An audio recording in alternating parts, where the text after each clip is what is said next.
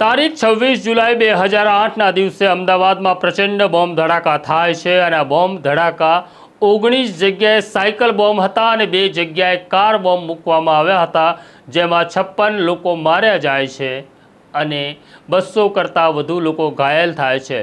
આ ઘટના પછી ગુજરાતના તત્કાલીન મુખ્યમંત્રી નરેન્દ્ર મોદી અમદાવાદ દોડી આવે છે, સિનિયર અધિકારીઓ સાથે બેઠક કરે છે અને કહે છે કે આરોપીઓને પાતાળમાંથી શોધી લાવો।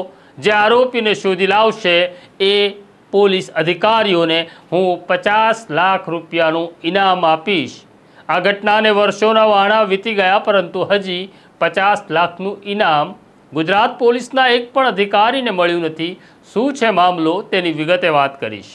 વૈષ્ણવજન તો તેને કહીએ જે પીડ પરાઈ જાનાને રે।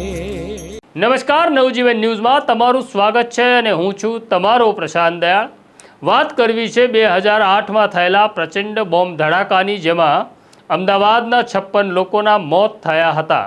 આ ઘટના માત્ર અમદાવાદ કે ગુજરાત માટે નહીં, દેશ માટે ચોંકાવનારી હતી, કારણ કે મૃત્યુ આંક 56નો હતો। આ બોમ્બકાંડની જવાબદારી સ્વીકારી હતી ઇન્ડિયન મુજાહિદીને, જેઓ ગુજરાત અને દેશની અંદર ઇસ્લામિક રાજ્ય બનાવવા માગતા હતા અને જેઓ અલ્લાહમાં ભરોસો કરતા નથી, તેમને મોત આપવા માગતા હતા, કારણ કે તેમનું માનવું એવું હતું કે 2002માં ગુજરાતમાં થયેલા જે રમખાણો છે એ રમખાણોમાં મુસલમાનની મોટી ખુવારી થઈ, માટે તેઓ બદલો લેવા માગતા હતા। અમને એવું લાગે છે કે તેઓ ઇસ્લામનો સાચો અર્થ સમજ્યા નહોતા અને માટે જ તેમણે આતંકનો સહારો લીધો। ઇસ્લામ ક્યારેય આતંક તરફ જવાની મંજૂરી આપતું નથી, પરંતુ લાગે છે પોતાને અલ્લાહના સેવકો ગણાવનાર આ લોકો ખરેખર અલ્લાહને ઓળખી શક્યા નહોતા। આ ઘટના ચોંકાવનારી હતી, એટલે ગુજરાતના તત્કાલીન મુખ્યમંત્રી નરેન્દ્ર મોદી અમદાવાદ દોડી આવે છે અને અમદાવાદ દોડી આવ્યા પછી તત્કાલીન પોલીસ કમિશનર PC પાંડે અને સિનિયર અધિકારીઓ સાથે એક બેઠક કરી તેમણે જાહેરાત કરી કે જે આરોપીને શોધી લાવશે અને 50 લાખ રૂપિયાનું ઇનામ ગુજરાત સરકાર આપશે। આ જે આતંકીઓ હતા એ અગાઉ મુંબઈ, દિલ્હી, મદ્રાસ, બેંગ્લોર અને વારાણસી અને જયપુર જેવા મોટા શહેરોમાં આ પ્રકારની ઘટનાને અંજામ આપી શક્યા હતા, પરંતુ કોઈ પણ એજન્સી કે કોઈ પણ રાજ્યની પોલીસ આ ગુનેગારો સુધી પહોંચી શકી નહોતી। અમદાવાદ ક્રાઇમ બ્રાન્ચમાં તત્કાલીન joint police commissioner Ashish Bhatia અને ડેપ્યુટી પોલીસ કમિશનર અભય ચુડાસમા હતા, જેમણે આ તપાસનો દોર સંભાળી લીધો હતો। અમદાવાદ ક્રાઇમ બ્રાન્ચ સહિત ગુજરાતની તમામ પોલીસ સાથે કામે લાગી હતી અને પછી આરોપીઓ પકડાવા લાગ્યા અને 78 આરોપીઓ પકડાઈ ગયા।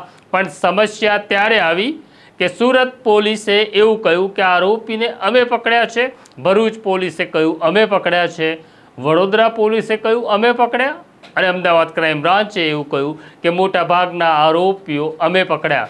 આમ તમામ એજન્સીઓએ ગુજરાત સરકારને એક દરખાસ્ત મોકલી કે આ 50 લાખ રૂપિયાનું ઇનામ અમને આપવામાં આવે, અને સરકાર નક્કી ન કરી શકી કે આરોપીઓને પકડવામાં કોનો સિફાળો છે, અને એટલે જ આ 50 લાખનું ઇનામ ત્યારે પણ કોઈને ન મળ્યું, આજે પણ કોઈને ન મળ્યું।